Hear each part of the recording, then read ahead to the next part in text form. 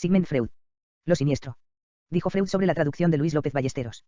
Siendo yo un joven estudiante, el deseo de leer el inmortal Don Quijote en el original cervantino me llevó a aprender, sin maestros, la bella lengua castellana.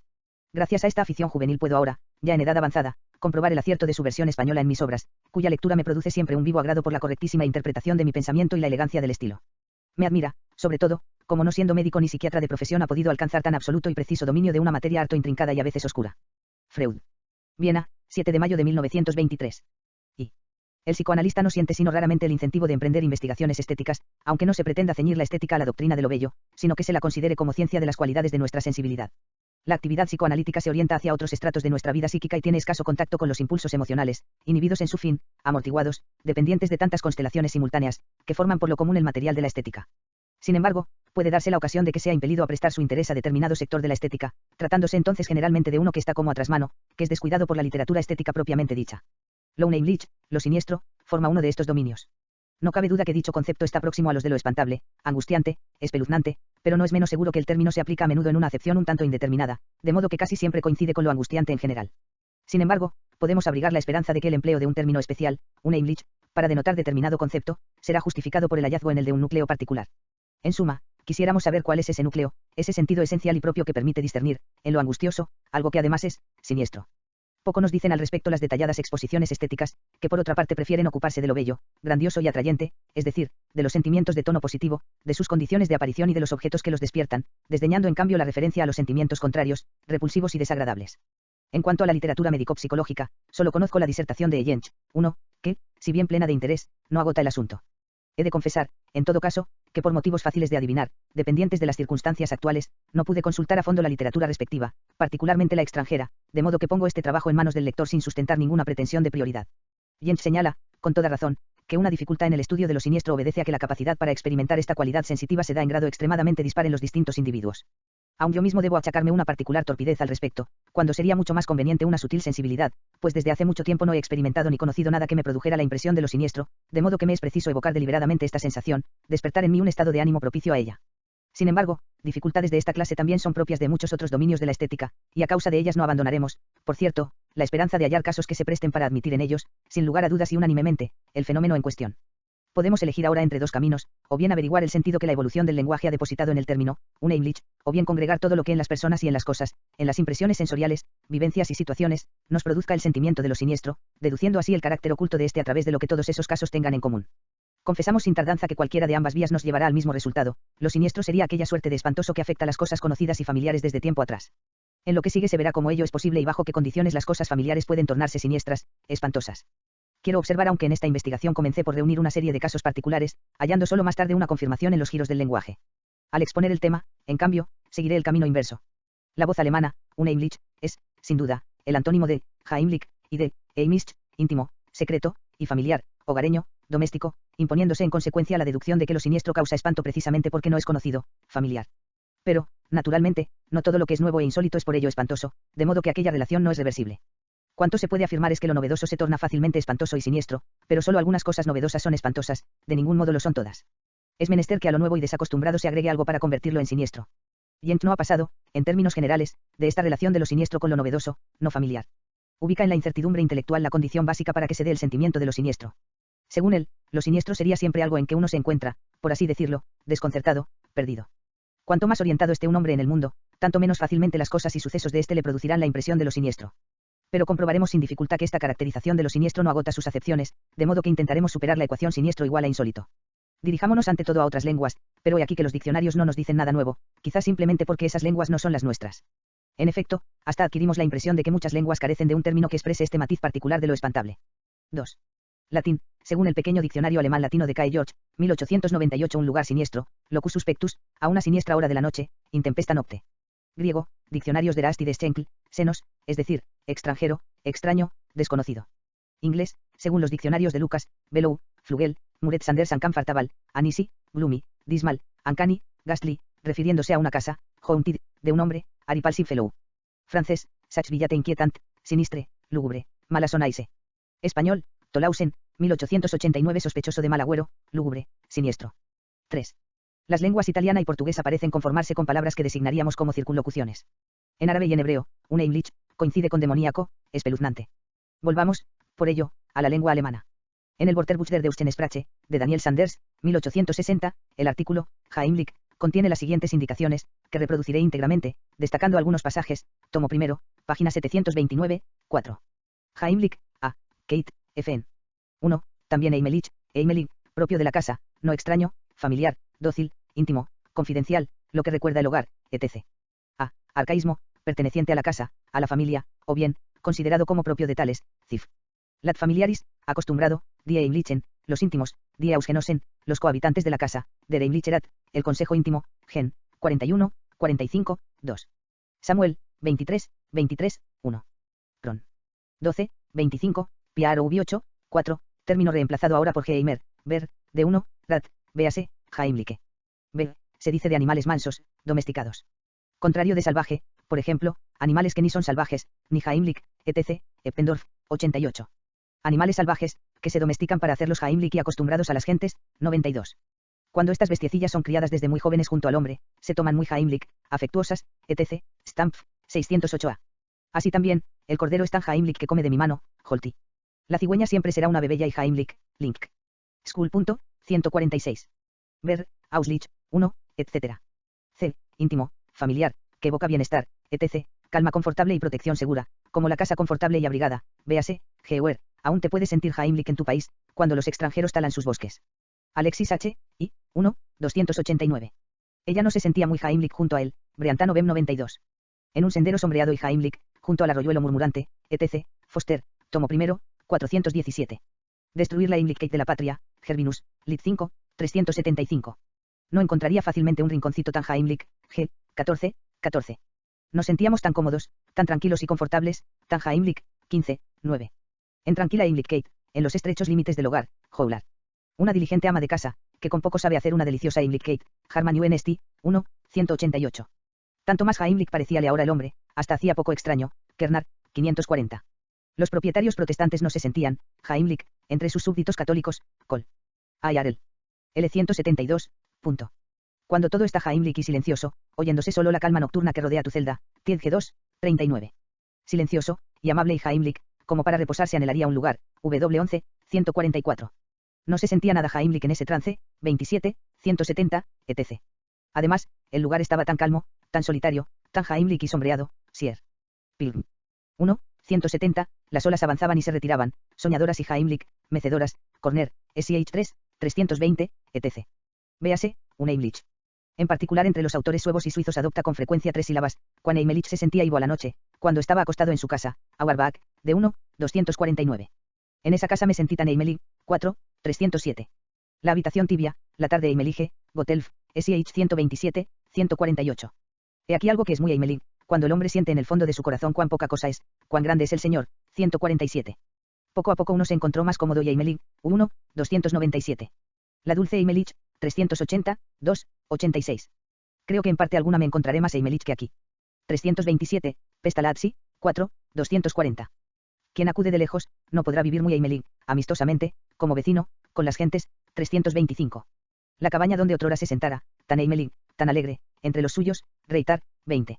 El cuerno del sereno suena tan Heimlich desde la torre, su voz, tan hospitalaria, nos invita, 49. Se duerme aquí tan tibiamente, tan maravillosamente Heimlich, 23, etc. Esta acepción habría merecido generalizarse, para evitar que tan adecuada palabra cayera en desuso, por su fácil confusión con Heimlich. Por ejemplo, los ex son todos tan Heimlich. Heimlich. ¿Qué quiere decir usted con Heimlich? Pues bien, que me siento con ellos como ante un pozo rellenado o un estanque seco.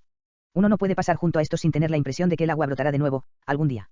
Nosotros, aquí, le llamamos un Heimlich, vosotros le decís Heimlich. ¿En qué encuentra usted que esta familia tenga algo secreto e incierto, etc., Gutzkow, R. 2, 61. D. Véase, C. Especialmente en Silesia, alegre, jocoso, se dice también del tiempo, véase, Adelung und Reinhold. 2. Secreto, oculto, de modo que otros no puedan advertirlo, querer disimular algo, véase, Geheim, secreto, voz de la cual no siempre es distinguido con precisión, especialmente en el Nuevo Alto Alemán y en la lengua más antigua, como, por ejemplo, en la Biblia, Job, 11, 6, 15, 8, Piaro Ubi 2, 22, y Corint. 2, 7, etc. También, Heimlichkeit, en lugar de Geheimnis, secreto, Mat 13, 35, etc. Voces que no siempre son distinguidas con precisión, por ejemplo, hacer algo Heimlich, tras la espalda de otro, alejarse Heimlich, furtivamente, reuniones Heimlich, clandestinas, contemplar la desventura ajena con Heimliche alegría, Suspirar, llorar Heimlich, en secreto, conducirse Heimlich, misteriosamente, como si se tuviese algo que ocultar, amor, pecado Heimlich, secreto, lugares Heimliche, que el recato obliga a ocultar, amor, pecado Heimlich, misteriosamente, como si se tuviese algo que ocultar, 1, Sam 5, 6, el lugar Heimlich, refiriéndose al retrete, 2. Reyes, 10, 27, Piaro Ubi 5, 256, etc., también en, Der Heimliches y tal, el asiento secreto, Zinkgraf 1, 249, precipitar a alguien al pozo, a las Heimlichkeiten, 3, 75, Royenagen FR 83, etc. Presentóle Heimlich, pérfido y artero contra los señores crueles, como franco, abierto, simpático y servicial frente al amigo que sufre. Vermaistar GB 2, 157. Es preciso que sepas también lo que yo tengo de más Heimlich y sagrado, Chamiso 4, 56. El arte Heimlich, oculto, de la magia, 3, 224. Donde la discusión pública cesa, de orden de los Heimliche conspiradores, el grito de guerra de los revolucionarios declarados, G4, 222. Una santa, Heimliche influencia, 15. Tengo raíces que están muy Heimlich, escondidas, en la tierra más profunda estoy arraigado, 2, 109. Mi Heimliche malicia, véase, Heimtuke, 30, 344. Si él no lo acepta abierta y conscientemente, podría tomarlo Heimlich y secretamente unos anteojos acromáticos, 375. En adelante, quisiera que nada Heimlich, secreto, hubiera entre nosotros, SIH 369b. Descubrir, publicar, traicionar las Heimlichkeiten, secretos, de alguno, tramar detrás de mis espaldas las Heimlichkeiten, Alevis, H2, 3, 168. En mis tiempos, se solía practicar la Heimlichkeit, discreción, Hagedorn, 3, 92. La Heimlichkeit, intriga, y maledicencia que se cometen a ocultas, Immermann, M3, 289. Solo la acción del conocimiento puede romper la acción de la Heimlichkeit del oro oculto. Novalis, 1, 69. Dime dónde la guardas, en qué lugar de silenciosa Heimlichkeit, SCHR 495, B. Abejas que formáis la llave de las Heimlichkeiten, cera para sellar cartas secretas, TIEC, CYMB3, 2. Ser experto en raras Heimlichkeiten, artes mágicas, Sileigal, SH.6, 102, etc. Véase, Geheimnis L10, página 291 y siguientes. Al respecto, véase 1C, así como, en particular, el antónimo Unheimlich, inquietante, que provoca un terror atroz, que casi le pareció un Heimlich, siniestro, espectral, Chamiso, 3, 238. Las Unheimliche, siniestras y lúgubres horas de la noche, 4, 148. Desde hacía tiempo me sentía un Heimlich, espeluznado, 242. Empiezo a sentirme un Heimlich, Bermuno, 51. Un Heimliche inmóvil, como una estatua de piedra, Reis, 1, 10. La niebla Unheimliche, llamada a Rauch, Immermann, M, 3, 299. Estos pálidos jóvenes son un Heimlich y meditan Dios sabe qué maldad, Loeb, tomo 1, 119. Se denomina un Heimlich todo lo que, debiendo permanecer secreto, oculto, no obstante, se ha manifestado, Schelling, 2, 2649. Velar lo divino, rodearlo de cierta Unheimlichkeit, misterio, 658, etc. No es empleado como antónimo de Heimlich, como Campe lo presenta, sin fundamento alguno. De esta larga cita se desprende para nosotros el hecho interesante de que la voz Heimlich posee, entre los numerosos matices de su acepción, uno en el cual coincide con su antónimo, un Heimlich, recuérdese el ejemplo de Gutzkow, nosotros, aquí, le llamamos un Heimlich, vosotros le decís Heimlich. En lo restante, nos advierte que esta palabra, Heimlich, no posee un sentido único, sino que pertenece a dos grupos de representaciones que, sin ser precisamente antagónicas, están, sin embargo, bastante alejadas entre sí. Se trata de lo que es familiar, confortable, por un lado, y de lo oculto, disimulado, por el otro. Un Heimlich tan solo sería empleado como antónimo del primero de estos sentidos, y no como contrario del segundo. El diccionario de Sanders nada nos dice sobre una posible relación genética entre ambas acepciones. En cambio, nos llama la atención una nota de Schelling, que enuncia algo completamente nuevo e inesperado sobre el contenido del concepto Unheimlich. Un Heimlich sería todo lo que debía haber quedado oculto, secreto, pero que se ha manifestado. Parte de nuestras dudas, así despertadas, son resueltas por los datos que nos ofrece el Deutsches Wörterbuch, de Jacobi Wilhelm Grimm, Leipzig, 1877, 4/2, página 874 y siguientes. A. Heimlich, Adjective. Y Vernaculus, Occultus, alto alemán medio, Heimlich, Heimlich. Página 874, en un sentido algo distinto, me siento Heimlich, bien, cómodo, sin temor. B. Heimlich designa también un lugar libre de fantasmas. Página 875, beta, familiar, amable, íntimo. De Heimatlich, propio de la comarca natal, Auslich, hogareño, emana la noción de lo oculto a ojos extraños, escondido, secreto, empleándose estos términos en diversas relaciones. Página 876, a la izquierda, junto al lago, hay una pradera Heimlich, escondida, en el bosque, Stiller, Telly, 4. En empleo un tanto libre y raro en la lengua moderna, Heimlich se agrega a un verbo que expresa ocultación, me esconderá Heimlich en su tienda, PS 27, 5.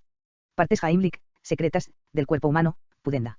Las gentes que no morían, fueron dañadas en sus partes Heimliche, secretas, órganos genitales, y Samuel, 5, 12.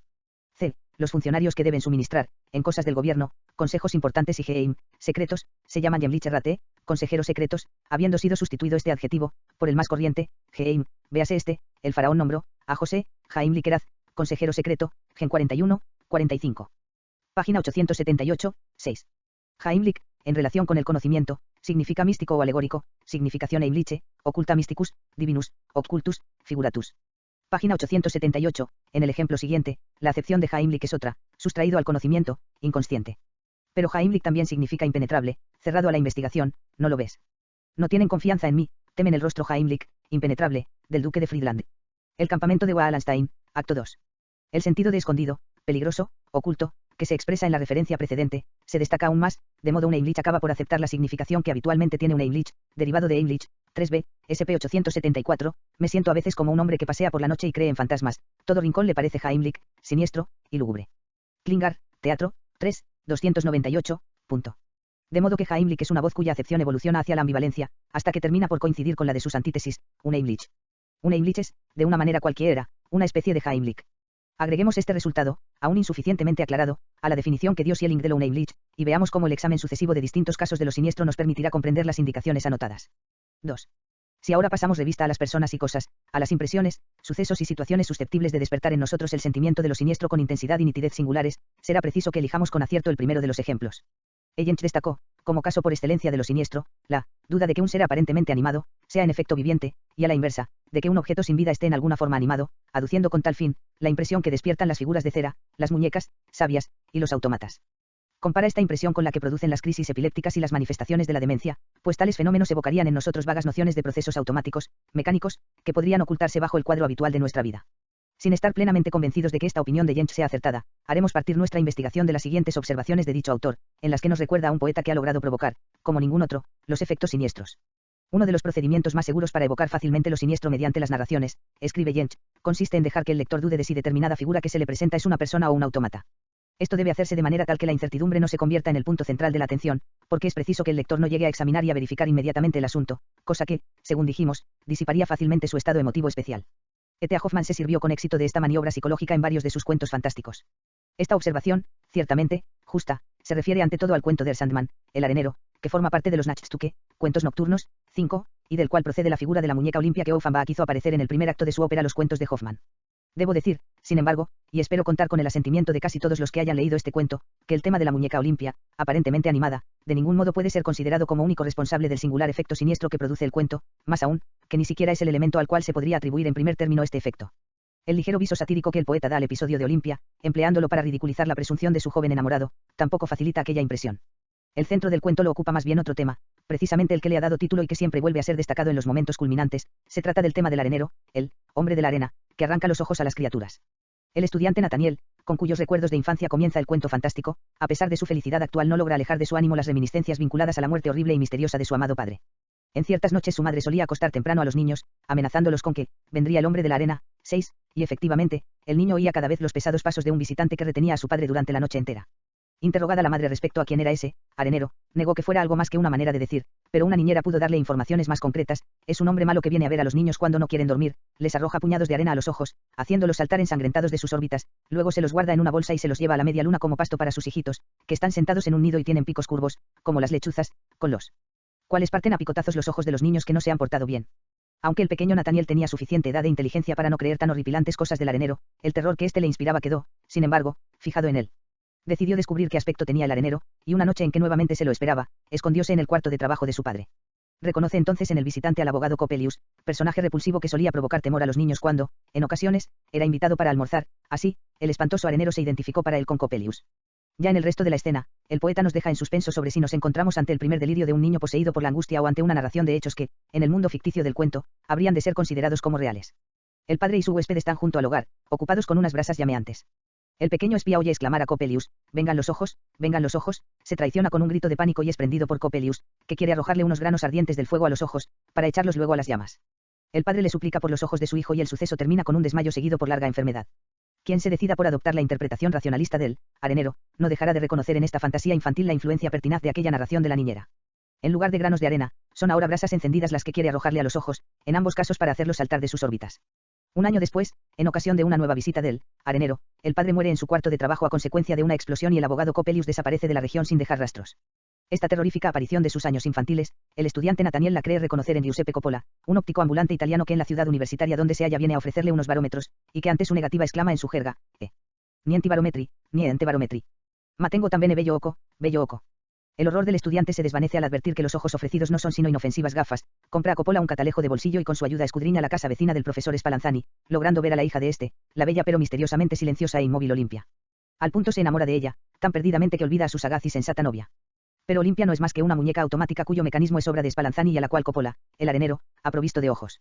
El estudiante acude en el instante en que ambos creadores se disputan su obra, el óptico se lleva la muñeca de madera, privada de ojos, y el mecánico, Spallanzani, recoge del suelo los ensangrentados ojos de Olimpia, arrojándoselos a Nathaniel y exclamando que es a él a quien Coppola se los ha robado. Nathaniel cae en una nueva crisis de locura y, en su delirio, el recuerdo de la muerte del padre se junta con esta nueva impresión. Rueda de fuego, rueda de fuego. Gira, rueda de fuego. Lindo, lindo. Muñequita de madera, hermosa muñequita de madera, baila, baila. Con estas exclamaciones se precipita sobre el supuesto padre de Olimpia y trata de estrangularlo. Restablecido de su larga y grave enfermedad, Nathaniel parece estar por fin curado. Anhela casarse con su novia, a quien ha vuelto a encontrar. Cierto día recorren juntos la ciudad, en cuya plaza principal la alta torre del ayuntamiento proyecta su sombra gigantesca. La joven propone a su novio subir a la torre, mientras el hermano de ella, que los acompaña, los aguardará en la plaza. Desde la altura, la atención de Clara es atraída por un personaje singular que avanza de hallar en su bolsillo, y al punto es poseído nuevamente por la demencia, tratando de precipitar a la joven al abismo y gritando, baila, baila, muñequita de madera. El hermano, atraído por los gritos de la joven, la salva y la hace descender a toda prisa. Arriba, el poseído corre de un lado para otro, exclamando, gira, rueda de fuego, gira, palabras cuyo origen conocemos perfectamente. Entre la gente aglomerada en la plaza se destaca el abogado Coppelius, que acaba de aparecer nuevamente. Hemos de suponer que su visión es lo que ha desencadenado la locura en Nathaniel. Quieren subir para dominar al demente, pero Coppelius, 7, dice, riendo, esperad, pues ya bajará solo. Nathaniel se detiene de pronto, advierte a Coppelius, y se precipita por sobre la balaustrada con un grito agudo, sí. Bello oco, bello oco. Hello allí, tendido sobre el pavimento, su cabeza destrozada, pero el hombre de la arena ha desaparecido en la multitud. Esta breve reseña no deja lugar a ninguna duda, el sentimiento de lo siniestro es inherente a la figura del arenero, es decir, a la idea de ser privado de los ojos, y nada tiene que hacer aquí una incertidumbre intelectual en el sentido en que Jentz la concibe. La duda en cuanto al carácter animado o inanimado, aceptable en lo que a la muñeca Olimpia se refiere, ni siquiera puede considerarse frente a este ejemplo, mucho más significativo, de lo siniestro. Es verdad que el poeta provoca en nosotros al principio una especie de incertidumbre, al no dejarnos adivinar, seguramente con intención, si se propone conducirnos al mundo real o a un mundo fantástico, producto de su arbitrio. Desde luego, tiene el derecho de hacer una cosa o la otra, y si elegirá por escenario de su narración, pongamos por caso, un mundo en que se muevan espectros, demonios y fantasmas, como Shakespeare lo hace en Hamlet, en Macbeth y, en otro sentido, en La tempestad y el sueño de una noche de verano, entonces habremos de someternos al poeta, aceptando como realidad ese mundo de su imaginación, todo el tiempo que nos abandonemos a su historia. Pero en el transcurso del cuento de Hoffmann se disipa esa duda y nos damos cuenta de que el poeta quiere hacernos mirar a nosotros mismos a través del diabólico anteojo del óptico, o que quizá también él mismo en persona haya mirado por uno de esos instrumentos. El final del cuento nos demuestra a todas luces que el óptico Coppola es, en efecto, el abogado Coppelius, y en consecuencia, también el hombre de la arena. Ya no se trata aquí de una incertidumbre intelectual, sabemos ahora que no se pretendió presentarnos los delirios de un demente, tras los cuales nosotros, con nuestra superioridad racional, habríamos de reconocer el verdadero estado de cosas, pero esta revelación no reduce en lo más mínimo la impresión de siniestro. De modo que la incertidumbre intelectual en nada nos facilita la comprensión de tan siniestro efecto. En cambio, la experiencia psicoanalítica nos recuerda que herirse los ojos o perder la vista es un motivo de terrible angustia infantil. Este temor persiste en muchos adultos, a quienes ninguna mutilación espanta tanto como la de los ojos. ¿Acaso no se tiene la costumbre de decir que se cuida algo como un ojo de la cara? 8. El estudio de los sueños, de las fantasías y de los mitos nos enseña, además, que el temor por la pérdida de los ojos, el miedo a quedar ciego, es un sustituto frecuente de la angustia de castración. También el castigo que se impone Edipo, el mítico criminal, al enceguecerse, no es más que una castración atenuada, pena esta que de acuerdo con la ley del talión sería la única adecuada a su crimen. Colocándose en un punto de vista racionalista, podría tratarse de negar que el temor por los ojos esté relacionado con la angustia de castración, se encontrará entonces perfectamente comprensible que un órgano tan precioso como el ojo sea protegido con una ansiedad correspondiente, ya hasta se podrá afirmar que tampoco tras la angustia de castración se esconde ningún secreto profundo, ninguna significación distinta de la mutilación en sí. Pero con ello no se toma en cuenta la sustitución mutua entre el ojo y el miembro viril, manifestada en sueños, fantasías y mitos, ni se logrará desvirtuar la impresión de que precisamente la amenaza de perder el órgano sexual despierta un sentimiento particularmente intenso y enigmático, sentimiento que luego repercute también en las representaciones de la pérdida de otros órganos. Todas nuestras dudas desaparecen cuando, al analizar a los neuróticos, nos enteramos de las particularidades de este complejo de castración, y del inmenso papel que desempeña en la vida psíquica. Tampoco aconsejaría a ningún adversario del psicoanálisis que adujera justamente el cuento del arenero, de Hoffmann, para afirmar que el temor por los ojos sería independiente del complejo de castración. Pues si así fuera, porque aparece aquí la angustia por los ojos íntimamente relacionada con la muerte del padre. Porque el arenero retorna cada vez como aguafiestas del amor. Primero separa al desgraciado estudiante de su novia y del hermano de esta, su mejor amigo, luego destruye su segundo objeto de amor, la bella muñeca Olimpia, finalmente lo impulsa al suicidio, justamente antes de su feliz unión con Clara, a la que acaba de encontrar de nuevo. Estos elementos del cuento, como otros muchos, parecen arbitrarios y carentes de sentido si se rechaza la vinculación entre el temor por los ojos y la castración, pero en cambio se tornan plenos de significación en cuanto, en lugar del arenero, se coloca al temido padre, a quien se atribuye el propósito de la castración. 9. Así, nos atreveremos a referir el carácter siniestro del arenero al complejo de castración infantil. Pero la mera idea de que semejante factor infantil haya podido engendrar este sentimiento nos incita a buscar una derivación análoga que sea aplicable a otros ejemplos de lo siniestro. En el arenero aparece aún el tema de la muñeca aparentemente viva, que Jens señalaba. Según este autor, la circunstancia de que se despierte una incertidumbre intelectual respecto al carácter animado o inanimado de algo, o bien la de que un objeto privado de vida adopte una apariencia muy cercana a la misma, son sumamente favorables para la producción de sentimientos de lo siniestro. Pero con las muñecas nos hemos acercado bastante a la infancia. Recordaremos que el niño, en sus primeros años de juego, no suele trazar un límite muy preciso entre las cosas vivientes y los objetos inanimados, y que gusta tratar a su muñeca como si fuera de carne y hueso. Hasta llegamos a oír ocasionalmente, por boca de una paciente, que todavía a la edad de 8 años estaba convencida de que si mirase a sus muñecas de una manera particularmente penetrante, éstas adquirirían vida. Así, el factor infantil también aquí puede ser demostrado con facilidad, pero, cosa extraña, en el caso del arenero se trataba de la reanimación de una vieja angustia infantil, frente a la muñeca viviente, en cambio, ya no hablamos de angustia, el niño no sintió miedo ante la idea de ver viva a su muñeca, y quizá hasta lo haya deseado. De modo que en este caso la fuente del sentimiento de lo siniestro no se encontraría en una angustia infantil, sino en un deseo, o quizá tan solo en una creencia infantil. He aquí algo que parece contradictorio, pero es posible que solo se trate de una multiplicidad de manifestaciones que más adelante pueda facilitar nuestra comprensión. E.T.A. Hoffmann es el maestro sin par de lo siniestro en la literatura. Su novela Los elixires del diablo presenta todo un conjunto de temas a los cuales se podría atribuir el efecto siniestro de la narración. El argumento de la novela es demasiado rico y entreverado como para que se pueda intentar referirlo en una reseña. Al final del libro, cuando las convenciones sobre las cuales se fundaba la acción y que hasta entonces habían sido disimuladas al lector, le son finalmente comunicadas, he aquí que éste no queda informado, sino por el contrario completamente confundido. El poeta ha acumulado demasiados efectos semejantes, la impresión que produce el conjunto no sufre por ello, pero sí nuestra comprensión.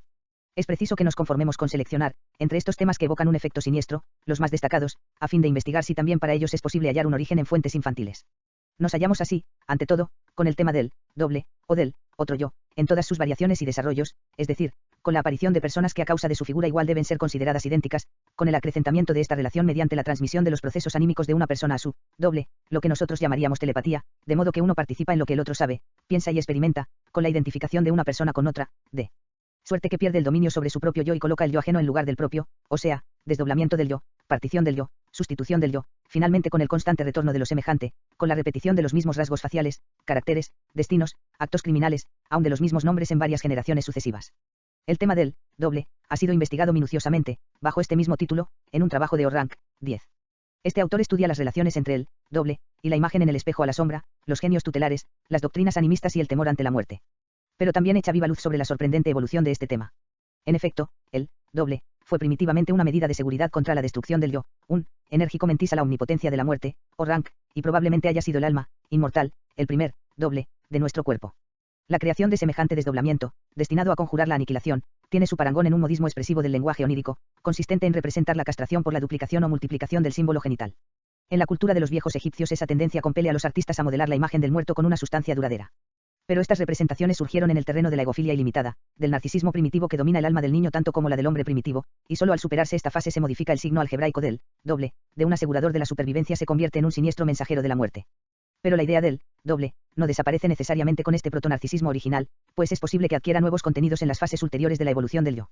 En este se desarrolla paulatinamente una instancia particular que se opone al resto del yo, que sirve a la autoobservación y a la autocrítica, que cumple la función de censura psíquica, y que nuestra consciencia conoce como conciencia. 11. En el caso patológico del delirio de referencia, esta instancia es aislada, separada del yo, haciéndose perceptible para el médico. La existencia de semejante instancia susceptible de tratar al resto del yo como si fuera un objeto, o sea la posibilidad de que el hombre sea capaz de autoobservación, permite que la vieja representación del doble adquiera un nuevo contenido y que se le atribuya una serie de elementos, en primer lugar, todo aquello que la autocrítica considera perteneciente al superado narcisismo de los tiempos primitivos. 12. Pero no solo este contenido ofensivo para la crítica yoica puede ser incorporado al doble, sino también todas las posibilidades de nuestra existencia que no han hallado realización y que la imaginación no se resigna a abandonar, todas las aspiraciones del yo que no pudieron cumplirse a causa de adversas circunstancias, la ilusión del libre albedrío. 13. Pero una vez expuesta de este modo la motivación manifiesta del doble, henos aquí obligados a confesarnos que nada de lo que hemos dicho basta para explicarnos el extraordinario grado del carácter siniestro que es propio de esa figura. Por otra parte, nuestro conocimiento de los procesos psíquicos patológicos nos permite agregar que nada hay en este contenido que alcance a dar razón de la tendencia defensiva que proyecta al doble, fuera del yo, cual una cosa extraña. El carácter siniestro solo puede obedecer a que el doble es una formación perteneciente a las épocas psíquicas primitivas y superadas, en las cuales sin duda tenía un sentido menos hostil. El doble se ha transformado en un espantajo, así como los dioses se tornan demonios una vez caídas sus religiones. Jaina, Diego Tera y Mexil. Los dioses en el destierro. Aplicando la pauta que nos suministra el tema del doble, es fácil apreciar los otros trastornos del yo que Hoffman utiliza en sus cuentos. Consisten aquellos en un retorno a determinadas fases de la evolución del sentimiento yoico, en una regresión a la época en que el yo aún no se había demarcado netamente frente al mundo exterior y al prójimo. Creo que estos temas contribuyen a dar a los cuentos de Hoffman su carácter siniestro, aunque no es fácil determinar la parte que les corresponde en la producción de esa atmósfera. El factor de la repetición de lo semejante quizá no sea aceptado por todos como fuente del sentimiento en cuestión. Según mis observaciones, en ciertas condiciones y en combinación con determinadas circunstancias, despierta sin duda la sensación de lo siniestro, que por otra parte nos recuerda la sensación de inermidad de muchos estados oníricos. Cierto día, al recorrer en una cálida tarde de verano las calles desiertas y desconocidas de una pequeña ciudad italiana, vine a dar a un barrio sobre cuyo carácter no puede quedar mucho tiempo en duda, pues asomadas a las ventanas de las pequeñas casas solo se veían mujeres pintarrajeadas, de modo que me apresuré a abandonar la callejuela tomando por el primer atajo. Pero después de haber errado sin guía durante algún rato, encontré de pronto en la misma calle, donde ya comenzaba a llamar la atención, mi apresurada retirada solo tuvo por consecuencia que, después de un nuevo rodeo, vine a dar allí por tercera vez. Mas entonces se apoderó de mí un sentimiento que solo podría calificar de siniestro, y me alegré cuando, renunciando a mis exploraciones, volví a encontrar la plaza de la cual había partido. Otras situaciones que tienen en común con la precedente el retorno involuntario a un mismo lugar, aunque difieran radicalmente en otros elementos, producen, sin embargo, la misma impresión de inermidad y de lo siniestro. Por ejemplo, cuando uno se pierde, sorprendido por la niebla en una montaña boscosa, y pese a todos sus esfuerzos por encontrar un camino marcado o conocido, vuelve varias veces al mismo lugar caracterizado por un aspecto determinado. O bien cuando se yerra por una habitación desconocida y oscura, buscando la puerta o el interruptor de la luz, y se tropieza en cambio por 10ª vez con un mismo mueble, situación esta que Mark Twain, aunque mediante una grotesca exageración, pudo dotar de irresistible comicidad. También hallamos fácilmente este carácter en otra serie de hechos, solo el factor de la repetición involuntaria es el que nos hace parecer siniestro lo que en otras circunstancias sería inocente, imponiéndonos así la idea de lo nefasto, de lo ineludible, donde en otro caso solo habríamos hablado de casualidad. Así, por ejemplo, seguramente es una vivencia indiferente si en el guardarropas nos dan, al entregar nuestro sombrero, un número determinado, digamos, el 62, o si nos hallamos con que nuestro camarote del barco lleva ese número. Pero tal impresión cambia si ambos hechos, indiferentes en sí, se aproximan, al punto que el número 62 se encuentra varias veces en un mismo día, o si aún llega a suceder que cuanto lleva un número, direcciones, cuartos de hotel, coches de ferrocarril, etc., presenta siempre la misma cifra, por lo menos como elemento parcial. Se considera esto siniestro, y quien no esté acorazado contra la superstición, será tentado a atribuir un sentido misterioso a este obstinado retorno del mismo número, viendo en él, por ejemplo, una alusión a la edad que no ha de sobrevivir. O si, en otro caso, comenzando justamente a estudiar las obras del gran fisiólogo H. Hering, se reciben, con pocos días de intervalo y procedentes de distintos países, cartas de dos personas que llevan ese mismo nombre, mientras que hasta entonces jamás se había estado en relación con individuos así llamados. Un inteligente investigador trató hace poco de reducir a ciertas leyes los hechos de esta clase, quitándoles así inevitablemente todo carácter siniestro. No me atrevería a decidir si ha tenido éxito en su empresa. 14. En cuanto a lo siniestro evocado por el retorno de lo semejante y a la manera en que dicho estado de ánimo se deriva de la vida psíquica infantil, no puedo más que mencionarlo en este conexo, remitiéndome en lo restante a una nueva exposición del tema, en otras relaciones, que ya tengo preparada. Me limito, pues, a señalar que la actividad psíquica inconsciente está dominada por un automatismo o impulso de repetición compulsiva, inherente, con toda probabilidad, a la esencia misma de los instintos, provisto de poderío suficiente para sobreponerse al principio del placer, un impulso que confiere a ciertas manifestaciones de la vida psíquica un carácter demoníaco, que aún se manifiesta con gran nitidez en las tendencias del niño pequeño, y que domina parte del curso que sigue. El psicoanálisis del neurótico. Todas nuestras consideraciones precedentes nos disponen para aceptar que se sentirá como siniestro cuanto sea susceptible de evocar este impulso de repetición interior. Creo, empero, que ha llegado el momento de abandonar el comentario de estas condiciones, un tanto difíciles de apreciar, para dedicarnos a la búsqueda de casos indudables de lo siniestro, cuyo análisis nos permitirá decidir definitivamente sobre el valor de nuestra hipótesis. En el anillo de Polícrates, 15, el huésped se aparta horrorizado al advertir que todos los deseos del amigo se cumplen al instante, que cada una de sus preocupaciones es disipada sin tardanza por el destino. Su amigo se le ha tornado siniestro. La razón que para ello se da a sí mismo, que quien es demasiado feliz debe temer la envidia de los dioses, nos parece demasiado oscura, pues su sentido está velado mitológicamente. Acudamos por ello a otro ejemplo procedente de un territorio mucho más sencillo. En la historia clínica de una neurosis obsesiva, 16, conté que este enfermo había pasado cierto tiempo en una estación termal, con gran provecho para su persona, pero tuvo el tino de no atribuir su mejoría a las propiedades curativas de las aguas, sino a la ubicación de su cuarto, contiguo al de una amable enfermera. Al volver por segunda vez a ese establecimiento reclamó el mismo cuarto, pero al oír que ya había sido ocupado por un viejo señor, dio libre curso a su disgusto, exclamando, que se muera de un patatús. 2 semanas más tarde el señor efectivamente sufrió un ataque de apoplejía, hecho que para mi enfermo fue siniestro. Esta impresión habría sido aún más intensa si entre su exclamación y el accidente hubiera mediado un tiempo más breve, o bien si a mi paciente le hubiesen ocurrido varios episodios similares. En efecto, no tuvo dificultad en suministrarme confirmaciones semejantes, y no solo él, sino todos los neuróticos obsesivos que pude estudiar me narraron vivencias análogas. De ningún modo se sorprendían al encontrarse regularmente con la persona en la cual, quizá por vez primera en mucho tiempo, acababan de pensar. Regularmente sucedíales que recibían por la mañana carta de un amigo, y la noche anterior habían dicho: hace tiempo que no sabemos nada de fulano. Sobre todo, raramente se producían accidentes o fallecimientos, sin que poco antes la idea de esa desgracia hubiera pasado por su mente. Comunicaban esta circunstancia con la mayor modestia, pretendiendo tener presentimientos que, casi siempre, se realizaban. Una de las formas más extendidas y más siniestras de la superstición es el temor al mal de ojo, que ha sido sometido a un profundo estudio por el oftalmólogo de Hamburgo, S. Seligman. 17. La fuente de la cual emana este temor jamás parece haber sido confundida. Quien posee algo precioso, pero perecedero, teme la envidia ajena, proyectando a los demás la misma envidia que habría sentido en lugar del prójimo. Tales impulsos suelen traducirse por medio de la mirada, aunque uno se niegue a expresarlos en palabras, y cuando alguien se destaca sobre los demás por alguna manifestación notable, especialmente de carácter desagradable, se está dispuesto a suponer que su envidia debe haber alcanzado una fuerza especial y que esta fuerza bien podrá llevarla a convertirse en actos.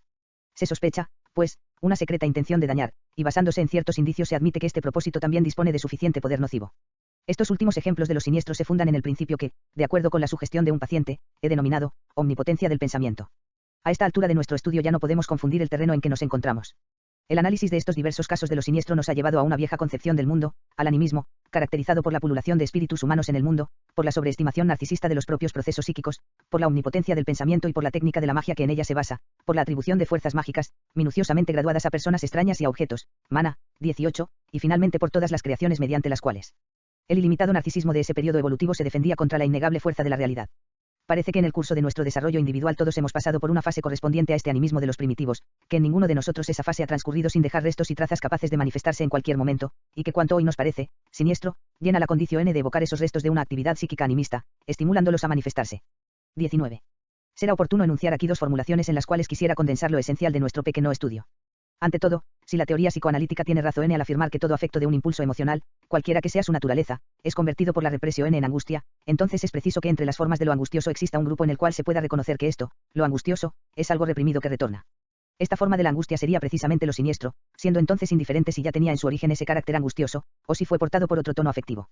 En segundo lugar, si esta es realmente la esencia de lo siniestro, entonces comprenderemos que el lenguaje corriente pase insensiblemente de lo heimlich a su contrario, lo unheimlich, pues esto último, lo siniestro, no sería realmente nada nuevo, sino más bien algo que siempre fue familiar a la vida psíquica y que solo se tornó extraño mediante el proceso de su represión. Y este vínculo con la represión nos ilumina ahora la definición de Schelling, según la cual lo siniestro sería algo que, debiendo haber quedado oculto, se ha manifestado. Solo nos resta aplicar el conocimiento que así hemos adquirido a la explicación de otros ejemplos de lo siniestro. Muchas personas consideran siniestro en grado sumo cuanto está relacionado con la muerte, con cadáveres, con la aparición de los muertos, los espíritus y los espectros. Hemos visto que varias lenguas modernas ni siquiera pueden reproducir nuestra expresión ein unheimliches Haus, una casa siniestra, sino mediante la circunlocución una casa encantada, habitada por fantasmas. En realidad, debíamos haber comenzado nuestras investigaciones con este ejemplo de lo siniestro, quizá el más notable de todos, pero no lo hicimos porque aquí lo siniestro se mezcla excesivamente con lo espeluznante, y en parte coincide con ello. Pero difícilmente haya otro dominio en el cual nuestras ideas y nuestros sentimientos se han modificado tan poco desde los tiempos primitivos, en el cual lo arcaico se ha conservado tan incolume bajo un ligero barniz, como en el de nuestras relaciones con la muerte. Dos factores explican esta detención del desarrollo, la fuerza de nuestras reacciones afectivas primarias y la incertidumbre de nuestro conocimiento científico. La biología aún no ha logrado determinar si la muerte es el destino ineludible de todo ser viviente o si solo es un azar constante, pero quizá evitable, en la vida misma. El axioma de que todos los hombres son mortales aparece, es verdad, en los textos de lógica, como ejemplo por excelencia de un aserto general, pero no convence a nadie, y nuestro inconsciente sigue resistiéndose, hoy como antes, a asimilar la idea de nuestra propia mortalidad. Las religiones siguen negándole importancia, aún hoy, al hecho incontrovertible de la muerte individual, haciendo continuar la existencia más allá del fin de la vida. Los poderes del Estado consideran imposible mantener el orden moral entre los mortales, sin echar mano al recurso de corregir la vida terrena con un más allá mejor. En las carteleras de nuestras ciudades se anuncian conferencias destinadas a enseñar cómo ponerse en relación con las almas de los difuntos, y es innegable que muchos de nuestros mejores espíritus y de nuestros pensadores más sutiles entre los hombres de ciencia han creído, especialmente hacia el fin de su propia vida, que no son escasas las posibilidades de semejante comunicación. Dado que casi todos seguimos pensando al respecto igual que los salvajes, no nos extrañe que el primitivo temor ante los muertos conserve su poder entre nosotros y esté presto a manifestarse frente a cualquier cosa que lo evoque. Aún es probable que mantenga su viejo sentido, el de que los muertos se tornan enemigos del sobreviviente y se proponen llevarlo consigo para estar acompañados en su nueva existencia. Frente a esta inmutable actitud nuestra ante la muerte podríamos preguntarnos más bien dónde ha ido a parar la represión, condición necesaria para que lo primitivo pueda retornar como algo siniestro. Pero no nos preocupemos, existe, en efecto, en nuestro ejemplo, pues oficialmente las personas que se consideran cultas ya no creen que los difuntos puedan aparecer como espíritus, han supeditado su aparición a condiciones remotas y raramente realizadas, y la actitud afectiva frente al muerto, primitivamente muy equívoca, ambivalente, se ha atenuado en los niveles más altos de la vida psíquica, hasta convertirse en el sentimiento unívoco de la piedad. 20. Solo os era preciso que agreguemos unos pocos complementos, pues con el animismo, la magia y los encantamientos, la omnipotencia del pensamiento, las actitudes frente a la muerte, las repeticiones no intencionales y el complejo de castración N, casi hemos agotado el conjunto de los factores que transforman lo angustioso en siniestro. También N puede decirse de un ser viviente que es siniestro cuando se le atribuyen intenciones malévolas. Pero tal circunstancia no basta, pues es preciso agregar que estas, sus intenciones, se realicen para perjudicarnos con la ayuda de fuerzas particulares. El jettatore es un buen ejemplo. Se trata de un siniestro personaje de la superstición romana que Albert Schaffer, en su libro Joseph Mantfart, ha transformado, con intuición poética y con profunda inteligencia psicoanalítica, en una figura simpática. Pero estas fuerzas secretas nos llevan de nuevo al terreno del animismo. El presentimiento de tales fuerzas misteriosas es el que hace parecerle a la pía Margarita tan siniestra la figura de Mefistófeles. Ella sospecha que yo debo ser un genio. Quizá aún el mismo diablo. El carácter siniestro de la epilepsia y de la demencia tiene idéntico origen. El profano ve en ellas la manifestación de fuerzas que no sospechaba en el prójimo, pero cuya existencia alcanza a presentir oscuramente en los rincones recónditos de su propia personalidad. Con gran consecuencia, casi correctamente desde el punto de vista psicológico, la Edad Media atribuía todas estas manifestaciones mórbidas a la influencia de los demonios. Hasta no me asombraría si me enterara de que el psicoanálisis, que se ocupa con la revelación de tales fuerzas secretas, se convirtiese por ello en algo siniestro a los ojos de muchas gentes. En un caso en que llegue a curar, aunque lentamente, a una joven paralítica desde hacía muchos años, se lo oí decir a la propia madre, largo tiempo después de que se había restablecido su hija. Los miembros separados, una cabeza cortada, una mano desprendida del brazo, como aparece en un cuento de Auf, pies que danzan solos, como en el mencionado libro de Schaffer, son cosas que tienen algo sumamente siniestro, especialmente si, como en el último ejemplo mencionado, conservan actividad independiente. Ya sabemos que este carácter siniestro se debe a su relación con el complejo de castración. Muchos otorgarían la corona de lo siniestro a la idea de ser enterrados vivos en estado de catalepsia, pero el psicoanálisis nos ha enseñado que esta terrible fantasía solo es la transformación de otra que en su origen nada tuvo de espantoso, sino que, por el contrario, se apoyaba en cierta voluptuosidad, la fantasía de vivir en el vientre materno. Aunque en rigor ya se encuentra incluida en nuestras precedentes afirmaciones sobre el animismo y los mecanismos superados del aparato psíquico, agregaremos aquí una observación en general que nos parece digna de ser destacada, la de que lo siniestro se da, frecuente y fácilmente, cuando se desvanecen los límites entre fantasía y realidad, cuando lo que habíamos tenido por fantástico aparece ante nosotros como real, cuando un símbolo asume el lugar y la importancia de lo simbolizado, y así sucesivamente. A ello se debe también gran parte del carácter siniestro que tienen las prácticas de la magia. Lo que en ellas hay de infantil, lo que también domina la vida psíquica de los neuróticos, es la exageración de la realidad psíquica frente a la material, tendencia esta que también concierne a la omnipotencia de las ideas. En medio del bloqueo impuesto por la Guerra Mundial llegó a mis manos un número de la revista inglesa Strand, en la cual, entre otras lucubraciones bastante superfluas, hay la historia de una joven pareja que se instala en una vivienda amueblada donde se encuentra una mesa de forma extraña, con cocodrilos tallados en madera. Hacia el anochecer se difunde por la habitación un hedor insoportable y característico, se tropieza en la oscuridad con alguna cosa, se cree ver algo indefinible que escapa por la escalera, en suma, se trata de hacernos suponer que a causa de la presencia de esa mesa la casa está asolada por fantasmagóricos cocodrilos, o que en la oscuridad los monstruos de madera adquieren vida, o que sucede alguna cosa similar. El cuento era bastante tonto, pero el efecto siniestro había sido logrado magistralmente. Para poner broche final a esta serie de ejemplos, aún harto incompleta, mencionaremos una observación que nos ha suministrado la labor psicoanalítica y que, si no reposa sobre una coincidencia fortuita, nos ofrecerá la más rotunda confirmación de nuestro concepto sobre lo siniestro. Sucede con frecuencia que hombres neuróticos declaran que los genitales femeninos son para ellos un tanto siniestros. Pero esa cosa siniestra es la puerta de entrada a una vieja morada de la criatura humana, al lugar en el cual cada uno de nosotros estuvo alojado alguna vez, la primera vez. Se suele decir jocosamente Levi Steinbe, amor es nostalgia, y cuando alguien suena con una localidad o con un paisaje, pensando en el sueno, esto lo conozco, aquí ya estuve alguna vez, entonces la interpretación onírica está autorizada a reemplazar ese lugar por los genitales o por el vientre de la madre. De modo que también en este caso lo unheimlich es lo que otrora fue heimlich, lo hogar no, lo familiar desde mucho tiempo atraese. El prefijo negativo, un, in, antepuesto a esta palabra, es, en cambio, el signo de la represión. 3. Al leer las páginas precedentes, seguramente se habrá despertado en el lector dudas que ahora tendrá oportunidad de condensarse y de expresarse. Puede ser verdad que lo unheimlich, lo siniestro, sea lo heimlich heimlich, lo íntimo hogar en no, que ha sido reprimido y ha retornado de la represión, y que cuanto es siniestro cumple esta condición. Pero el enigma de lo siniestro no queda resuelto con esta fórmula. Evidentemente, nuestra proposición no puede ser invertida, no es siniestro todo lo que alude a deseos reprimidos y a formas del pensamiento superadas y pertenecientes a la prehistoria individual y colectiva. Tampoco pretendemos ocultar que a casi todos los ejemplos destinados a demostrar nuestra proposición pueden oponérseles casos análogos que la contradicen. Así, por ejemplo, la mano cortada en cuento de Auf, Die Geschichte von der Abgehauen, historia de la mano cortada, produce por cierto una impresión siniestra, que hemos referido al complejo de castración. Pero en la narración del tesoro de Ramsenit, de Heródoto, el genial ladrón que la princesa quiere asir de la mano le tiende la mano cortada de su hermano, y creo que otros juzgarán, como yo, que este rasgo no produce impresión siniestra alguna. La inmediata realización de los deseos en el anillo de Polícrates nos provoca una impresión tan siniestra como al propio rey de Egipto. Sin embargo, en nuestros cuentos populares abundan las instantáneas realizaciones de deseos, y en ningún modo tenemos la impresión de lo siniestro. En el cuento de los 3 deseos, la mujer se deja seducir por la fragancia de una salchicha asada, manifestando que también ella desearía comer una. Al punto esta aparece en su plato. Lleno de cólera contra la atolondrada mujer, el hombre desea que la salchicha le cuelgue de la nariz. Él allí, colgada de su nariz. Todo eso puede ser impresionante, pero de ningún modo es siniestro. En general, el cuento se coloca abiertamente en el terreno del animismo, de la omnipotencia del pensamiento y de los deseos, pero no podría citar ningún verdadero cuento de hadas donde suceda algo siniestro. Hemos visto que esta impresión es evocada en grado sumo cuando los objetos, imágenes o muñecas inanimadas adquieren vida, pero en los cuentos de Andersen viven la vajilla, los muebles, el soldado de plomo, y nada puede estar más lejos de ser siniestro. Tampoco la animación de la bella estatua de Pigmalión podrá considerarse siniestra. Hemos visto que la catalepsia y la resurrección de los muertos son representaciones siniestras, pero, una vez más, tales cosas son muy frecuentes en los sueños. ¿Quién osaría decir que es siniestro ver cómo, por ejemplo, Blancanieves abre los ojos en su ataúd? También la resurrección de los muertos en las historias milagrosas, por ejemplo en las del Nuevo Testamento, evoca sentimientos que nada tienen que ver con lo siniestro. El retorno inesperado de lo idéntico, que nos ha producido efectos tan manifiestamente siniestros, da origen en una serie de casos a reacciones muy distintas. Ya hemos citado un ejemplo en el cual sirve para provocar un efecto cómico y podríamos acumular múltiples casos similares. Otras veces la repetición está destinada a reforzar, a subrayar algo, etc. Además, ¿de dónde procede el carácter siniestro del silencio, de la soledad, de la oscuridad? ¿Acaso estos factores no indican la intervención del peligro en la génesis de lo siniestro, aunque son las mismas condiciones en las cuales vemos que los niños sienten miedo con mayor frecuencia? Y podremos descartar realmente el factor de la incertidumbre intelectual, después de haber admitido su importancia para el carácter siniestro de la muerte.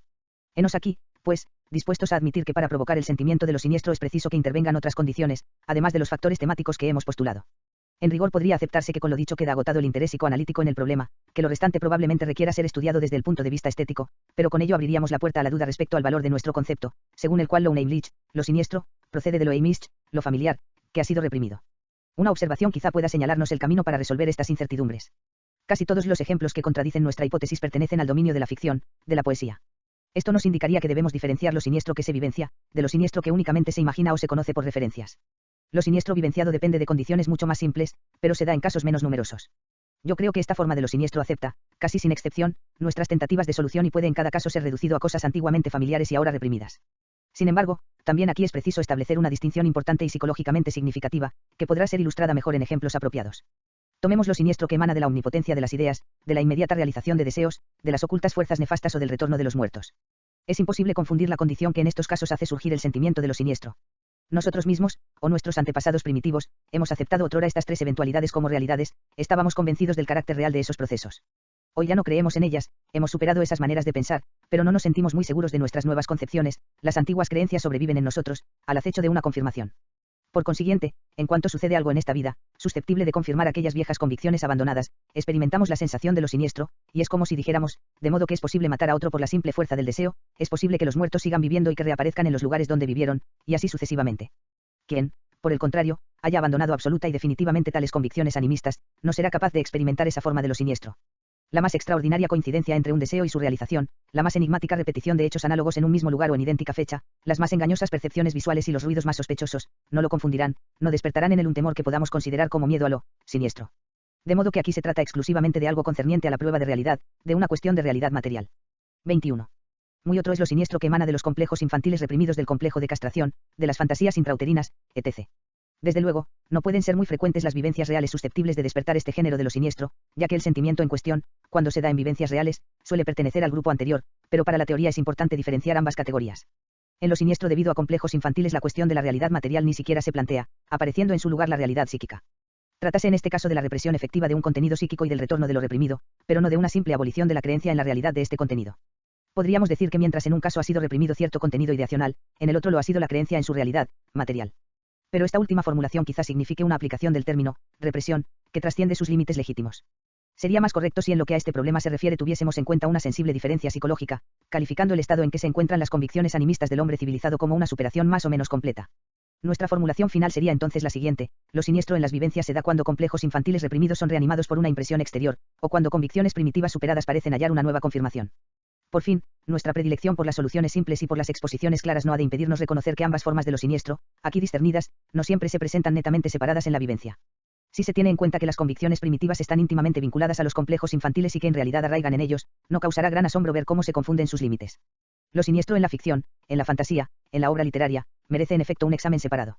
Ante todo, sus manifestaciones son mucho más multiformes que las de lo siniestro vivencial, pues lo abarca totalmente, amén de otros elementos que no se dan en las condiciones del vivenciar. El contraste entre lo reprimido y lo superado no puede aplicarse, sin profundas modificaciones, a lo siniestro de la obra poética, pues el dominio de la fantasía presupone que su contenido sea dispensado de la prueba de realidad. Nuestra conclusión, aparentemente paradójica, reza así: mucho de lo que sería siniestro en la vida real no lo es en la poesía. Además, la ficción dispone de muchos medios para provocar efectos siniestros que no existen en la real. Entre las numerosas licencias de que goza el poeta también se cuenta la de poder elegir a su arbitrio el mundo de su evocación, de modo que coincida con nuestra realidad familiar o se aleje en cualquier modo de ella. En todo caso, nosotros lo seguiremos. El mundo de los cuentos de hadas, por ejemplo, abandona desde el principio el terreno de la realidad y toma abiertamente el partido de las convicciones animistas. Realizaciones de deseos, fuerzas secretas, omnipotencia del pensamiento, animación de lo inanimado, efectos todos muy corrientes en los cuentos, no pueden provocar en ellos una impresión siniestra, pues para que nazca este sentimiento es preciso, como vimos, que el juicio se encuentre en duda respecto a si lo increíble, superado, no podría, a la postre, ser posible en la realidad, cuestión esta que desde el principio es decidida por las convenciones que rigen el mundo de los cuentos. De tal manera, el cuento de hadas, fuente de la mayor parte de los ejemplos que contradicen nuestra teoría de lo siniestro, ilustra prácticamente el primero de los casos mencionados. En el dominio de la ficción no son siniestras muchas cosas que lo serían en la vida real. A este se agregan, en el cuento, otros factores que más adelante mencionaremos con brevedad. El poeta también puede haberse creado un mundo que, si bien menos fantástico que el de los cuentos, se aparte, sin embargo, del mundo real, al admitir seres sobrenaturales, demonios o ánimas de difuntos. Todo el carácter siniestro que podrían tener esas figuras desaparece entonces en la medida en que se extienden las convenciones de esta realidad poética. Las ánimas del infierno dantesco o los espectros de Hamlet, Macbeth y Julio César, de Shakespeare, pueden ser todo lo truculentos y lúgubres que se quiera, pero en el fondo son tan poco siniestros como, por ejemplo, el sereno mundo de los dioses homéricos. Adaptamos nuestro juicio a las condiciones de esta ficticia realidad del poeta, y consideramos a las almas, a los espíritus y fantasmas, como si tuvieran en aquella una existencia no menos justificada que la nuestra en la realidad material. He aquí un nuevo caso en el cual se evita el sentimiento de lo siniestro. Muy distinto es, en cambio, si el poeta aparenta situarse en el terreno de la realidad común. Adopta entonces todas las condiciones que en la vida real rigen la aparición de lo siniestro, y cuanto en las vivencias tenga este carácter también lo tendrá en la ficción. Pero en este caso el poeta puede exaltar y multiplicar lo siniestro mucho más allá de lo que es posible en la vida real, haciendo suceder lo que jamás o raramente acaecería en la realidad. En cierta manera, nos libra entonces a nuestra superstición, que habíamos creído superada, nos engaña al prometernos la realidad vulgar, para salirse luego de ella. Reaccionamos ante sus ficciones como lo haríamos frente a nuestras propias vivencias, una vez que nos damos cuenta de la mistificación, ya es demasiado tarde, pues el poeta ha logrado su objeto, pero por mi parte afirmo que no ha obtenido un efecto puro. Nos queda un sentimiento de insatisfacción, una especie de rencor por el engaño intentado, sensación esta que experimenté con particular claridad después de haber leído el cuento de Schnitzler Die Weissagung, La profecía, y otras producciones del género que coquetean con lo milagroso. El literato dispone todavía de un recurso que le permite sustraerse a nuestra rebelión y mejorar al mismo tiempo las perspectivas de lograr sus propósitos. Este medio consiste en dejarnos en suspenso, durante largo tiempo, respecto a cuáles son las convenciones que rigen en el mundo por el adoptado, o bien en esquivar hasta el fin, con arte y astucia, una explicación decisiva al respecto. Pero, en todo caso, cúmplese aquí la circunstancia anotada de que la ficción crea nuevas posibilidades de lo siniestro, que no pueden existir en la vida real. Estrictamente hablando, todas estas formas diversas solo se observan en aquella categoría de lo siniestro que procede de lo superado. Lo siniestro emanado de complejos reprimidos tiene mayor tenacidad y, prescindiendo de una única condición, conserva en la poesía todo el carácter siniestro que tenía en la vivencia real. La otra forma, la nacida de lo superado, en cambio, presenta este carácter tanto en la realidad como en aquella ficción que se ubica en el terreno de la realidad material, pero puede perderlo en las realidades ficticias creadas por la imaginación del poeta. Es evidente que las licencias del poeta y, en consecuencia, los privilegios de la ficción relacionados con la evocación o la inhibición del sentimiento de lo siniestro, no han sido agotados en las observaciones que anteceden. Frente a las vivencias reales solemos adoptar una posición uniformemente pasiva y nos encontramos sometidos a la influencia de los temas. En cambio, respondemos en una forma particular a la dirección del poeta, mediante el estado emocional en que nos coloca, merced a las expectativas que en nosotros despierta, logra apartar nuestra capacidad afectiva de un tono pasional para llevarla a otro, y muchas veces sabe obtener con un mismo tema muy distintos efectos. Todo esto es conocido desde hace tiempo y seguramente fue considerado detenidamente por los estéticos idóneos. Nosotros hemos sido llevados, casi sin quererlo, a este terreno de la investigación, cediendo al deseo de poner en claro la contradicción que frente a nuestra teoría de lo siniestro presentan ciertos ejemplos antes mencionados. Por eso volveremos ahora a algunos de estos. Nos preguntábamos hace poco por qué la mano cercenada en el tesoro de Ramsenit no produce la impresión de lo siniestro que despierta la historia de la mano cortada, de Auf. Ahora que conocemos la mayor tenacidad de lo siniestro emanado de los complejos reprimidos, dicha pregunta nos parece más plena de significación. La respuesta puede ser formulada sin dificultades. En la primera de estas narraciones no estamos tan adaptados a las emociones de la princesa, como a la astucia soberana del magistral ladrón.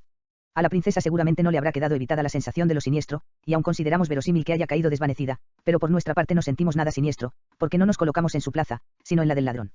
Otras circunstancias son las que nos privan de la impresión siniestra en la farsa de Nestroy, del Cerrisene, el andrajoso, cuando el fugitivo que se tiene por asesino, cada vez que levanta un escotillón ve surgir el supuesto espectro de su víctima, exclamando, desesperado, pero si yo no maté más que a uno. ¿A qué viene esta atroz multiplicación? Nosotros estamos enterados de las circunstancias anteriores a esta escena y no podemos compartir el error del andrajoso, de modo que cuanto para él es siniestro, solo posee para nosotros irresistible comicidad.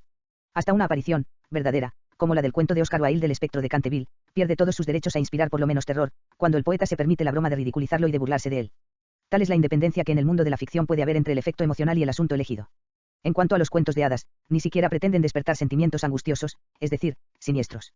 Cosa que comprendemos perfectamente y que nos lleva a pasar por alto todas las ocasiones en que tal efecto sería quizá posible. Nada tenemos que decir de la soledad, del silencio y de la oscuridad, salvo que estos son realmente los factores con los cuales se vincula la angustia infantil, jamás extinguida totalmente en la mayoría de los seres. La investigación psicoanalítica se ha ocupado en otra ocasión de este problema. Sigmund Freud. Sigmund Freud, 6 de mayo de 1856, en Pibor, Moravia, Imperio Austríaco, actualmente República Checa, 23 de septiembre de 1939, en Londres, Inglaterra, Reino Unido, fue un médico neurólogo austríaco, padre del psicoanálisis y una de las mayores figuras intelectuales del siglo XX. Su interés científico inicial como investigador se centró en el campo de la neurología, derivando progresivamente sus investigaciones hacia la vertiente psicológica de las afecciones mentales, de la que daría cuenta en su práctica privada. Estudió en París con el neurólogo francés Jean-Martin Charcot las aplicaciones de la hipnosis en el tratamiento de la histeria. De vuelta en Viena y en colaboración con Joseph Breuer desarrolló el método catártico. Paulatinamente, reemplazó tanto la sugestión hipnótica como el método catártico por la asociación libre y la interpretación de los sueños. De igual modo, la búsqueda inicial centrada en la rememoración de los traumas psicógenos como productores de síntomas, fue abriendo paso al desarrollo de una teoría etiológica de las neurosis más diferenciada. Todo esto se convirtió en el punto de partida del psicoanálisis, al que se dedicó ininterrumpidamente el resto de su vida. Freud postuló la existencia de una sexualidad infantil perversa polimorfa, tesis que causó una intensa polémica en la sociedad puritana de la Viena de principios del siglo XX y por la cual fue acusado de pansexualista. A pesar de la hostilidad que tuvieron que afrontar sus revolucionarias teorías e hipótesis, Freud acabaría por convertirse en una de las figuras más influyentes del siglo XX. Sus teorías, sin embargo, siguen siendo discutidas y criticadas, cuando no simplemente rechazadas. Muchos limitan su aporte al campo del pensamiento y de la cultura en general, existiendo un amplio debate acerca de si el psicoanálisis pertenece o no al ámbito de la ciencia. La división de opiniones que la figura de Freud suscita podría resumirse del siguiente modo: por un lado, sus seguidores le consideran un gran científico en el campo de la medicina, que descubrió gran parte del funcionamiento psíquico humano, y por otro, sus críticos lo ven como un filósofo que replanteó la naturaleza humana y ayudó a derribar tabúes, pero cuyas teorías, como ciencia, fallan en un examen riguroso. El 28 de agosto de 1930 Freud fue galardonado con el premio Goethe de la ciudad de Frankfurt del Meno en honor de su actividad creativa. También en honor de Freud, al que frecuentemente se le denomina el padre del psicoanálisis, se dio la denominación Freud a un pequeño cráter de impacto lunar que se encuentra en una meseta dentro de Oceanus Procellarum, en la parte noroeste del lado visible de la Luna. Notas. 1. Sur Psychologie des Unheimlichen. Sobre la psicología de lo siniestro. Psychiatrist Neurologische Schrift, 1906. Números 22 y 23. 2. Estoy en deuda de gratitud con el Dr. Theodor Reich por las citas que siguen a continuación. 3. Un diccionario bilingüe maese moderno, el de Slavy Grossman, 1932, da las siguientes versiones, que causa miedo, poco tranquilizador, inquietante. De aspecto sospechoso, fantástico, lúgubre, trágico, sentirse inquietado. Agrego que unheimlich se usa vulgarmente como aumentativo admirante, en el sentido de los argentinismos, beárbaro, brutal, unheimlichon, beárbaramente hermoso. N del T. 4. En los ejemplos ilustrativos que contiene esta cita, muchas veces he dejado la voz alemana intercalada en el texto castellano, a fin de librar al lector la elección N del término que le parezca más adecuado para el caso, término que en ocasiones he agregado a continuación N, sin paréntesis. N del T. 5. Tercer tomo de las obras completas de Hoffmann, editadas por Grisebach. 6. Der Sandmann Comil. Que viene el hombre de la arena, es una de las amenazas que maese comúnmente se emplean en los países de habla alemana para inducir a los niños a dormirse. N del T. 7. Respecto a la etimología de este nombre propio, Copella igual a crisol, recuérdese los experimentos químicos en cuyo curso muere el padre, capo igual a cavidad orbitaria, según una observación de la senora de Rank. 8. Correspondería en castellano a, querer a alguien como la nina de los ojos, o a alguna otra de las locuciones con, ojos, quizá más numerosas en nuestra lengua que en la alemana. N del T. 9. En efecto, la elaboración imaginativa del poeta no ha llegado a confundir y desordenar los elementos del tema en medida tal que no se pueda restablecer su primitiva disposición. En los recuerdos de infancia, el padre y Coppelius representan los dos elementos antagónicos de la imago paterna, descompuesta por la ambivalencia, uno de ellos amenaza con la ceguera, castración, y el otro, el padre bueno, implora la salvación de los ojos del niño. La parte del complejo maese intensamente reprimida, el deseo de muerte contra el padre malo se encuentra representada en la muerte del padre bueno, achacada a Coppelius. A esta pareja paterna corresponden, en el curso ulterior de la vida del estudiante, el profesor Spallanzani y el óptico Coppola. El profesor, en calidad de tal, es ya una figura paterna. Coppola adquiere esta significación al reconocerse su identidad con el abogado Coppelius. Así como ambos laboraron una vez juntos en el misterioso brasero, así también construyen ahora, juntos, la muñeca Olimpia. El profesor también es designado como padre de Olimpia. Este doble parentesco demuestra que ambos son mitades de la imago paterna, es decir, tanto el mecánico como el óptico son el padre de Olimpia tanto como de Nathaniel. En la angustiosa escena de la infancia, Coppelius, luego de renunciar al enceguecimiento del niño, le había destornillado a manera de experimento los brazos y las piernas, tratándolo, pues, como un mecánico a su muñeco. Este rasgo enigmático, que está en completo desacuerdo con la representación del arenero, plantea un nuevo equivalente de la castración. Además, señala la identidad íntima de Coppelius con su antagonista futuro, el mecánico Spallanzani, y nos conduce inevitablemente a la interpretación de Olimpia. Esta muñeca automática no puede ser sino la materialización de la actitud femenina de Nathaniel frente a su padre, en la temprana infancia. Sus padres, Spallanzani y Coppola, no son más que nuevas versiones, reencarnaciones de la pareja paterna de Nathaniel, la exclamación de Spallanzani, incomprensible de otro modo, según la cual el óptico habría robado los ojos a Nathaniel, véase más arriba, para colocárselos a la muñeca, adquiere así importancia como prueba de la identidad entre Olimpia y Nathaniel. Olimpia es, por decirlo así, un complejo de Nathaniel separado de este, que se le enfrenta como persona. El dominio de este complejo sobre su sujeto queda expresado en el amor por Olimpia, absurdamente obsesivo. Tenernos el derecho de llamar, narcisista, a este amor y comprenderemos perfectamente que su víctima ha de alejarse del objeto amoroso real. Por otra parte, la exactitud psicológica de la inhibición afectiva frente a la mujer que aqueja a este joven fijado al padre por el complejo de castración queda demostrada por numerosos análisis de neuróticos cuyas historias, aunque menos fantásticas, son tan tristes como la del estudiante Nathaniel. E.T.A. Hoffman fue el hijo de un matrimonio desgraciado. Cuando contaba 3 años, el padre se separó de su pequeña familia y jamás se volvió a ella. De acuerdo con los datos que Grisebach recoge en su introducción biográfica a las obras de Hoffman, la relación con el padre siempre fue uno de los puntos más sensibles en la vida afectiva del poeta. 10. Orank. Der Doppelganger, el, doble, Imago tomo 3 1914. 11. Ningún pasaje mejor que este para demostrar la necesidad de introducir el precario neologismo, consciencia. Corresponde al alemán N. Begusseini, con sus derivados, consciente, conscientizar, conscientizado, se refiere a la antítesis dinámica consciente-inconsciente, sistema CS y CS. Conciencia, equivalente al alemán N. Wissen, ha de quedar reservado para designar una de las funciones de la instancia censuradora en el superio, concepto topográfico. 12. A mi modo de ver, cuando los poetas se lamentan de que en la entrana humana moran 2 almas, y cuando los psicólogos populares hablan de la escisio N del yo en el hombre, piensan en esta división N, materia de la psicología del yo, entre la instancia crítica y el yo residual, y no aluden al antagonismo, descubierto por el psicoanálisis, entre el yo y lo inconsciente reprimido. Sin embargo, la diferencia entre ambos fenómenos es borrada por el hecho de que entre los elementos reprobados por la crítica yoica se encuentran, ante todo, los derivados de lo reprimido. 13. En la obra de H.H. Ewars, Der Student von Prague, el estudiante de Praga, que sirve de punto de partida al estudio de Rank sobre el héroe ha prometido a su novia que no matara a su adversario en el duelo. Dirigiéndose al lugar en el cual debe efectuarse el lance, se encuentra con el que le comunica que acaba de dar cuenta de su rival. 14. Pekamerar, das Gesetz der Serie, la ley de la serie, Wien, 1919. 15. Se trata de Polícrates. Tirano de Samos, que habiendo gozado durante 40 años de una felicidad no interrumpida, quiso conjurar los peligros de tal fortuna arrojando al mar su bien maese precioso, un anillo. Pero el sacrificio no fue aceptado, encontrándose el anillo en el estómago de un pescado, las presentidas calamidades no tardaron en ocurrir. El autor se refiere sin duda a la poesía de Schiller, en la cual el rey de Egipto aparece como comensal de Polícrates. N. del T. 16. Análisis de un caso de neurosis obsesiva. Tomo 4 de las obras completas. 17. Der Blick und Verwandtes, el mal de ojo, y manifestaciones análogas, 2 tomos, Berlín, 1910 y 1911. 18. Se denomina con este término melanesio, su homónimo latino es numen, la concepción de lo divino como algo indefinible, ubicuo, no personificado, anterior a la adoración de los dioses concretos. Según a Haggart y Krappe. Mitología Universelle. N. del T. 19. Véase al respecto el capítulo 3, Animismo, Magia y Omnipotencia de las Ideas, en la obra del autor Touta Mitabu, 1913. Se encuentra allí el siguiente pasaje: parecería que concedemos carácter siniestro a aquellas impresiones que tienden a confirmar la omnipotencia de las ideas y el pensamiento animista en general, mientras que en nuestro juicio racional ya nos hemos alejado de estos. 20. Véase, el tabú y la ambivalencia. En Touta Mitabu. Tomo 5 de las obras completas. 21. Dado que el carácter siniestro del también pertenece a este grupo, será interesante considerar el efecto que nos produce la propia imagen cuando se nos presenta inesperada e inopinadamente. Emach describe 2 observaciones de esta clase en Analyse der Empfindungen, Análisis de las Sensaciones, 1900, página 3.